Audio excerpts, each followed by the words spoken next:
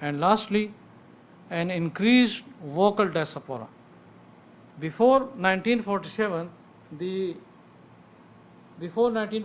tribes were not. Okay. Before 1947, the tribesmen were not allowed to buy property or to visit India without proper permission. After that, it was free, like full citizen. So the entire neighboring areas of Mardan, Charsada, Peshawar, Kohat, Tank, Dar es Mir Khan, they were all flooded by the tribesmen. Now, just to tell you, the provincial assembly member, one of the provincial assembly member in Karachi is a Masood. The first elected mayor of Peshawar is an Afridi. The first elected mayor of Mardan is a Maman. The two sitting ministers in the provincial cabinet of Khyber Pakhtunkhwa are wazirs, and you can count them. So this diaspora in population and in effectiveness both are stronger than the people who are living in FATA. Now they want change, and this change has to come because their voices are more effective and they are more vocal. I think I should stop here and let other questions be, other things could be taken in the question. All right, thank you so much, Mr. Khan. But just to highlight that, I would like to speak about what are the impacts of militancy, how they change the social life, and lastly, what should be the roadmap to transform FATA and to mainstream it with the rest of Pakistan. And is it a security-oriented issue or is it a strategic-oriented issue that we must take? So maybe somebody can ask this question and I can respond. Yes, I'm so sorry that we're, I wish we had another half an hour. We have about 10 more minutes. Why don't you remain here at the podium for the questions. It was a very interesting insight into the economic and political challenges, and hopefully we will get into some of the contemporary issues you were about to address. Since we have so little time, I'd like to open up the room to questions. If you could keep your questions brief and also state your name and affiliation. And if I don't understand the question, my colleague Danny will help me to understand the question. Sometimes I have a problem with the accent. And if you could speak loudly. Tom Green, retired Foreign Service officer. I served in Pakistan and Afghanistan. When there's a conflict between the Pashtunwal and the Islam, does the government, do the tribal people resent the imposition of Islam and Pakistani laws as opposed to their tribal traditional practices? It's a very good question.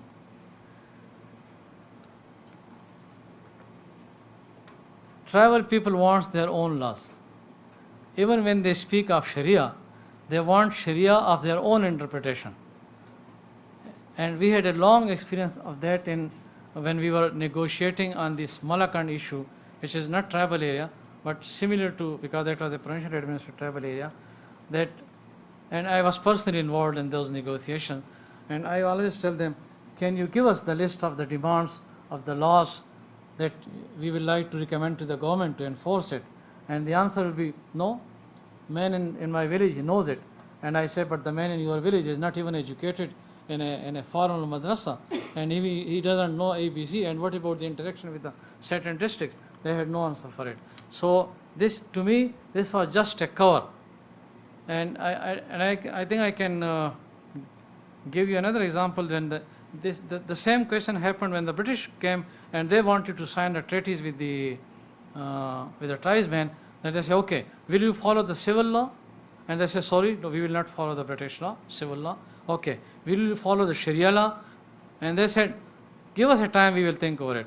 And then they came back and they say, we just tell you, we don't want the Sharia law, we don't want the civil law. We want that you live and we live. So the conflict is that when it comes to their own rights and privileges, they will not like somebody to intervene in it. And the very conspicuous example is the inheritance rights. Inheritance right is something, a Quranic law, a Quranic verdict. I mean, there is no difference of opinion among Sunnis or among Shias, and this is something. If you go from one side of the Muslim world to the other side, it's so conspicuous because it is a Quranic law. Still, people don't follow it because it means it is against their custom and tradition. My property, it will be taken by this and that man. Why? No. So this, and again, I should say, my reason for it is again that issue of survival, that the land is already so small, and they are so possessive about their own people that you will not see any wazir living in the Masood area. You will not see any Shinwari living in the Afridi area. They are living in the same agency. So when they will give this inheritance right to somebody else, it means they will have then vested interest, vested right in that area and also in that property, which is already less. This is my explanation. People sometimes agree, sometimes they don't agree with it. But I hope I have answered your question. Okay, sir. Thank you. My name's Bill Milam. I'm from the Woodrow Wilson Center. You've given us most of the background, which makes it appear that mainstreaming is not an easy task. Could you tell us, and we have not much time left, so maybe 25 words or less, what the strategy is for mainstreaming up there? Yes. And secondly, what the time frame the government has in mind for it? And thirdly, how do outside agencies connected with other governments, how are they involved? Thank you. Thank you very much. First, let me clarify this point, that there is no disagreement in government of Pakistan or in the civil society or even among the tribesmen leadership that this status quo cannot live anymore. There is no question of going back to, and I have indicated that factors to you. And the biggest factor now has come that of militancy, which has almost jolted the entire tribal system. A system that was based in kinship and a leadership that was generated from that kinship. Now it has gone. The reforms that we are looking at, first we have divided them in three different sectors: the governance reforms, the reforms that will come in the social sectors, and thirdly the political reforms. In the governance reforms, there was a policy of non-intervention. Don't intervene unless there is a state interest is at stake or the protected area is at stake. Now, from non-intervention, we will go to the intervention. That means extension of the administrative hubs to the farthest areas, maybe even to the boundary towns.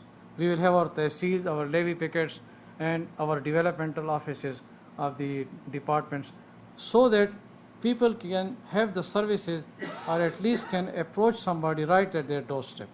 Number one.